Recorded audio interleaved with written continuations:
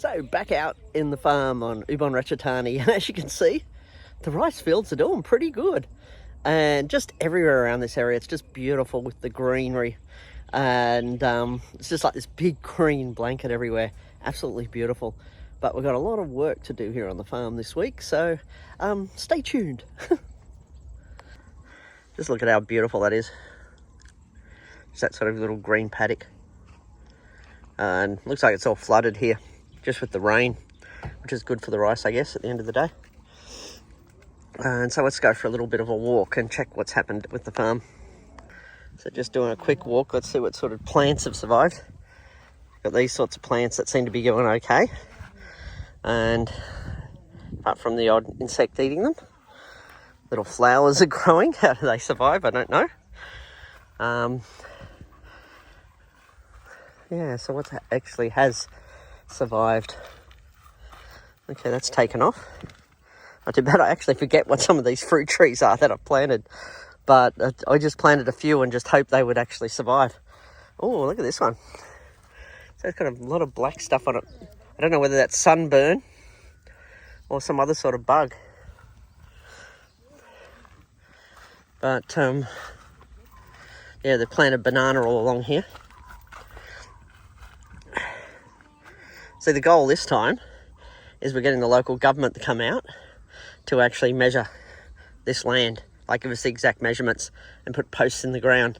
The problem with it is that when you do something like that, you've got to have each connecting neighbour be present on the day it's actually measured according to Anne. So this one will be easy because the owner lives in the village. The problem we've got over here is that this particular owner up the back here, they live overseas, don't they, with their Western husband, and they have one of their relatives living here. So hopefully we're going to have some representative from our neighbours here that can come and actually sign some documents to accept whatever the measurements are on the property. And because you can't legally sell land unless you've done a proper measurement of it, I think. So there's some restrictions there. And we're also looking at building something here. So stay tuned and I'll tell you what we're going to build. But anyway, let's just keep looking around. Actually, this water tank setting still has done okay. This is what I wanted originally. And they didn't do what I wanted originally. And then they broke the first water tank. But the second time round, it's pretty stable, so it's doing okay. And maybe one day I might get a bigger water tank there, but we'll wait and see. Maybe a secondary one. So yeah, we started off with 70 ducks that we bought, and we're gone for a few months. And now we're lucky if I can see 20 ducks there. Yeah, it's just bloody silly. Because originally this fencing wasn't here, right? So my stepdad's smart idea was, let's just let all 70 ducks wander all over the field here. Problem with that is, over in the bush there, apparently there's about 10 feral dogs that live there. So they come across and they think they're having a buffet every day. Coming here, killing all the ducks. And so he doesn't watch them, he just lets them go around. And so we've lost nearly all of our ducks because of what he did. And then he's broken the cage I built as, well, I didn't build it, they did. So he's broken our cage as well, made it less secure so they can get away. And but it has given me an idea just on what he's done here. I can put proper fencing. And yeah. So I can't ask my stepdad to do anything because he just does it really stupid. But I don't know whether I don't think it's going to hold off the street dogs. They're going to get in there and smash the living crap out of this. And the problem is, there's laws. Even if they're completely feral dogs and you have a whole group of cows and they kill all your cows, you're not allowed to kill them. Or you can go to jail. That's kind of like... And the other problem you get here is the neighbours' dogs come and kill yours. Suddenly the neighbours turn around and say, oh, they're not my dogs. I just feed them when they visit. And so, but if you harm the dogs, they go, oh, that's my dog. You have to pay compensation now.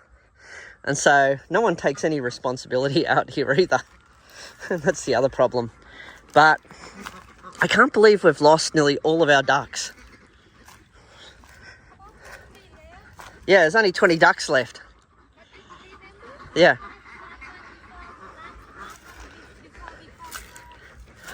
Go back to Chiang Mai. Yeah. We bought about 70. Yeah, we bought 70 ducks. And I ordered 30. Yeah. But now have lot about 20. Yeah. Yeah, so I've lost them nearly all. Partly due to, yeah, my stepfather not listening to what I wanted. And, yeah. But this one is okay now, strong. Yeah, I don't think it's strong enough to keep the dogs out. And normally he stay here. Yeah, I don't think it's strong enough to keep the dogs out, though. We're going to have to redo the whole thing. We're going to have to put proper, make a proper cage there. And maybe during the night, I'm going to have to put a door at the back and a door at the front. We have 120. Yeah. Put another in the centre there. But let's go down and check out the other area. Now I'm pissed off. See, I can't do anything on this farm unless I'm here, because they just stuff everything up, to be honest. So yeah, the rice is growing well. We bought about 40, 45. Yeah, I know. But now there's about 20. Sure your stepdad hasn't been eating them? No, my stepdad not eat. Yeah, we just got to be careful here. My stepdad, I never believe about eat that. You will painful your back. Oh, okay. So they believe if they eat duck, they'll be painful in their back. So now the other thing we did, though, was put about 900 snakehead fish in here. I don't... Like Sophia already. Yeah, I don't know where they are unless, rather than letting them breed, the mother-in-law's eaten them all. That's possible too. And, but let's keep walking. But yeah, I haven't seen it in full-blown wet season before. This whole dam is just completely full. Because usually, you saw from my previous videos, that this was just really low. But now have a look at it. Massive. And I don't know if I throw fish food in here, I'll get them coming to the surface. No. No, because they're bottom feeders. Yeah, snakehead fish that we've got. Eat, real. Oh, they eat the weeds. Yeah. Okay, gotcha. So out of 70 ducks, that's all we've got left walking in the cage. All the rest killed by soy dogs, which local Thai government doesn't let you do anything about. Gee, it's frustrating. So what sort of mushrooms are these? Local bamboo, this one very expensive one. One time of the year. Oh, they only come one time of the year. How much do they charge a kilo for them? Oh, 200-300 baht. 200-300 baht a kilo. So someone's excited because they found mushrooms. Is this what your mum's been out picking? Mm-hmm. From the jungle. Oh, from the jungle. Oh, cool. That's good. These longboat races were actually quite interesting, but there's a little bit of a history behind them.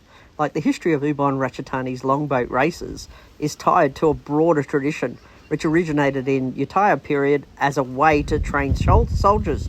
These races have since evolved into celebratory events marking the end of the Buddhist Lent, with a history of building community and preserving local traditions. While the exact starting date for Ubon specific races isn't specified, the practice in the region has been documented, with studies noting the rituals and sacred beliefs associated with them. Historical context. Basically, it was for military training. The first races started in Yuttaya period over 600 years ago as a method for training soldiers for combat and river travel. Post-Yuttaya period, after the Chakra dynasty was established, boat races became a popular sport for people with riverside temples, often serving as centres for activity. Modern evolution today, though, races are national sport, major cultural event, with many provinces holding their own festivals. Ubon Ratchathani's young boat races is a community tradition in Ubon Ratchathani. The races are seen as an event to build community, unity and preserve local traditions. And religious certificates. The races are held during the end of the rainy season when water levels are high and often mark the end of Buddhist Lent. So there's some historical context for you guys. But yes, it was still interesting, and I don't know how they actually steer these boats because, I don't know, they're bloody huge and they take a lot of energy behind them. But yeah, it was still awesome just to see this event, which I had not seen before here in Thailand. The boat riders did have a lot of energy behind them though, and a few of them were waving to us as we were actually filming here.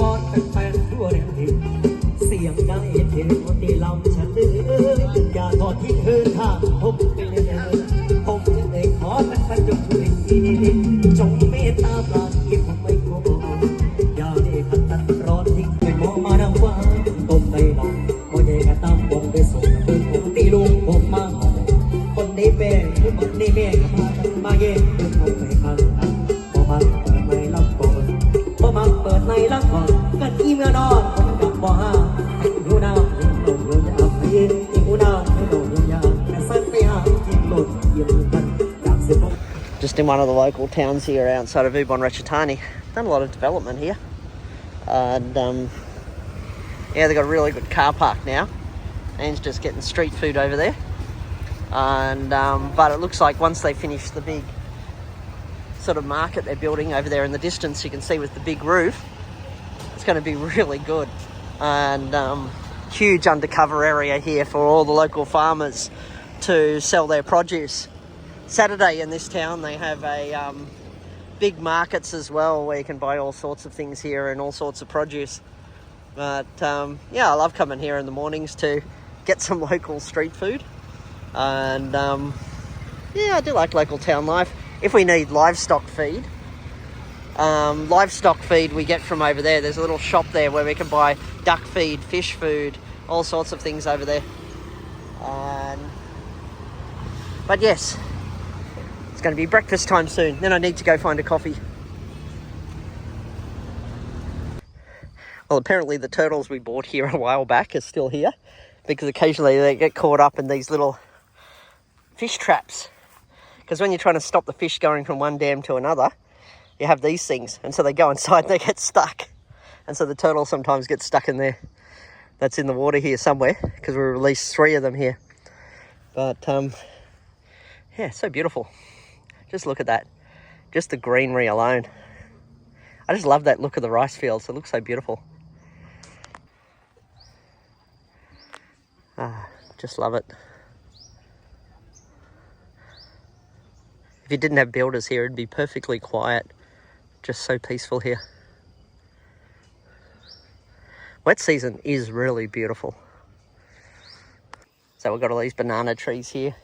Some of the other trees here we planted didn't do so well, but these banana trees seem to be going okay. We've got irrigation here, and I'll probably improve the irrigation later.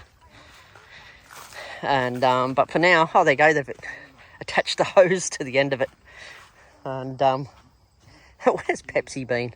That's the neighbour's dog. Been in the playing in the water, running around.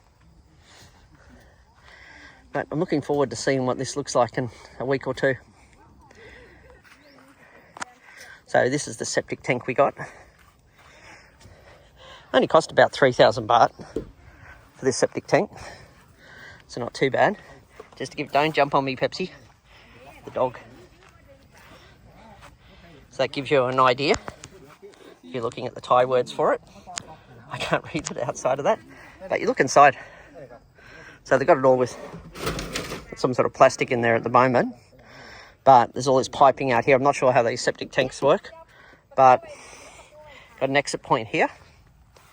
And you got another exit point here on the septic. Okay, so they've worked to get the frame up today. Even though Anne says it's high, this is just a small hut that we're building now properly with proper builders. It's going to have a little veranda coming out the front here. And it's only a small hut, but it's going to be roomy enough. Put a few lights inside, have a toilet on the side, and just a good little farm hut overall. So we'll see what it looks like later in the week as it progresses. So yes, they've been working on the roof today. Oh shit. Looks like I just had a little bit of an accident over there, the way they're lifting the bricks off. I don't know why we just don't lift them off manually. That thing's so bloody dangerous. Look at it. I don't know how the bricks hold together over there. But that lifter is so dodgy, I swear, in the way it's actually been done. Usually we just lift it with the pallets in Australia, but they're leaving the pallets on there and trying to balance them. They could so easily fall on your feet, like smash your feet to pieces. The way they're doing it there, but it is Thailand, I guess. But yeah, see, they're putting the metal roofing on at the moment, and Anne's decided to move the toilet to the back of what they're doing here. Yeah, a little bit dodgy, but still, that's how they do it here. But no, this builder's really good. I'm just seeing what he's done so far. Just the basic frame to start with. And it's not a fancy building by any means. It's just basic. Building it to building standards over time. And yeah, it's going to have full cement walls, brick walls that are going to be rendered as well, using those bricks over there. Electricity, plumbing, all that sort of stuff. It's got to be put in. Like I thought when they were actually lowering them down, they dropped a few of them, so just broke a few of the bricks. Yeah, it's such a dodgy lifting tool, but I suppose it does the job technically speaking, and sort of holds them together in some way. Strange contraptions, but it's work in progress. I just got to let the builders do their job and stand back so I don't injure myself on this one.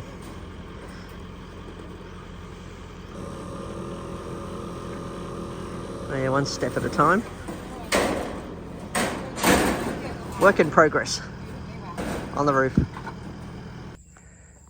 So this is the other section of our farm, the rice field, and as you can see, it's like really bright green. It's right up to that tree line at the other end where the rice field goes to, but it's pretty high. Usually all this area is really dry. The soil may be a bit soft, but it's really dry. And but right now it's just all full of water after wet season. And yeah, this is still our rice field. It goes over there to the corner, to that tree over there, and then it cuts into someone else's rice field over here. But yeah, beautiful, I must say. You know, when you look at the people's dams around here during the dry season, these dams are almost empty. But then when wet season comes, they fill up almost to the edge here. And it sort of shows you the importance of the different seasons here in Thailand and how the wet season is so important. Because if they didn't have the wet season, you wouldn't be able to grow the rice here. And you'd just be relying on it, water coming and just guessing. But yeah, it's beautiful in wet season here. All these dams have some fish in them. And I'm getting bitten by something, so I'm going to start walking back. So this is where we're up to at the moment. Starting to lay the area for the cement. I bought a crap load of sand here. So that sort of put the sand under the area where we're getting the cement. And got our blocks. Still got a bit of roofing to do up here. But you can see we've laid out the foundations for where the cement's going to go. So this is the back of it. This is the septic tank we've got to put into the ground. And we've dug the hole for the septic. And yeah, hopefully by this afternoon or tomorrow we're going to have all that cement laid there. So that's the basic foundations all laid out and a little bit of a cement thing around the outside here. So it's just a small farmhouse, 4 by 4.5 with a little bit of a veranda on it. And the toilet's going to be out the back here too as well. So right next to where we put the water tank. And yeah, next stage. So this is Thursday, and they started on this project on Monday, and so we've managed to get the frame up now. The roof's all on. We've managed to lay some cement today, and as you can see, there's a bit of a boundary going around the house here, coming out. It's actually a bigger veranda than I thought it was going to be honest, coming out here from the house. We've got the doors, the windows, all those sorts of things delivered as well. So they will install 3 windows, 1 on each side and 1 at the front, and plus the door. And let's just walk around a little bit. Still got, these are the bricks here. We're probably going to have to order more. And so let's take a little bit of a walk. So you can see here, we're not using expensive quality bricks here. We're just using these thin grey ones to build the wall that we've got here. So it's a basic house. It's nothing too fancy. It's pretty much just a farm hut for now. So this is the size of the toilet shower, as you can see, that we're putting in here. And they've just started laying some of the piping here. So all this is going to be blocked off. So they can walk out the back here, and they've got the toilet shower area. And that's the septic there, as you can see, just coming out of the ground. And this is all the extra soil around here. I'll probably spread this out a little bit better myself later. And but yeah, no, it's pretty good. It's going better than I thought, actually. And this is what happens when you get one of the local builders to do it. And I swear we should never have done that project over there. If we had just went straight to this, we would have saved so much money, and we probably could have made it bigger. But because of my stupid father-in-law, yeah, we ended up going that pathway, which probably cost us a lot in the end of wasted money. And but if anything, down the track, it'll probably end up being a storage shed over on that side. But at least I'm putting a good quality Western toilet in here, and we're going to have a basin in there and a shower head as well within this area. So building's continuing. We got putting the walls up today, and hopefully we'll have the windows on and everything like that today as well. But we'll see how quick this goes, this process. But one step at a time. At least we're seeing things quite quickly happening in less than a week. So this is 5 days from when it started. There's still going to be a lot of work on how we're going to figure out the electrical as well as plumbing.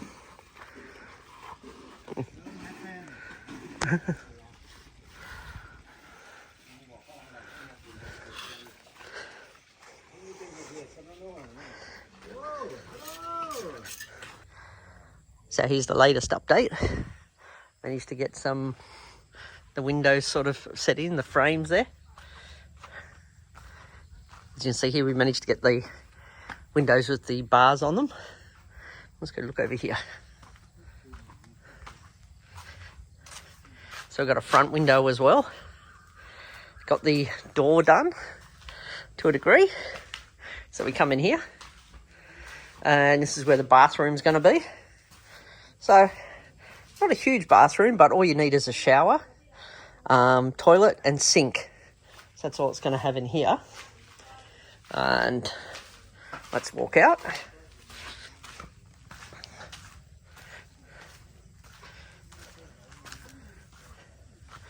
And there you go, we've got the other window.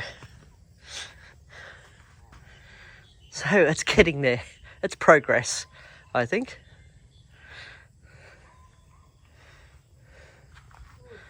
The sun's coming down. I just wanted to get out here and film what they had done before we moved on. So, yeah, slowly there's progress on the farm. One step at a time. What have we got here? See, this is a full meal apparently in Isan. These little baby fish, they love them.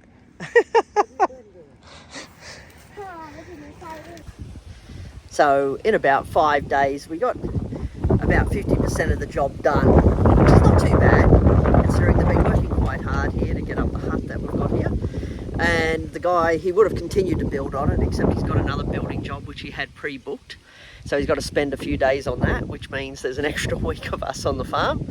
And probably by the end of the second week, we would have made the place livable at least, with electricity and plumbing. And we did apply for a house number, so that's just waiting on that to come. And gee, that's a process. You got to get like architects out, you got to get them to like draw up a sketch, an architectural sketch, you got to submit that. There's a whole bunch of processes there, which Anne had to go off and do and then pay a fee for, and to be able to get the house number. But that's what we needed just to make this livable. And there's other little things we want to do on it as we go. But so that's the update for week 1 of building a little house in a way, or a farm hut in Ubon Ratchathani, Thailand, which is rural Isan, Thailand. But anyway, if you like these sort of videos, hit like and please subscribe. And I'll be putting part 2 of this journey up probably by in a week or 2 by the time we finish what we're up to here. But anyway, have a beautiful day.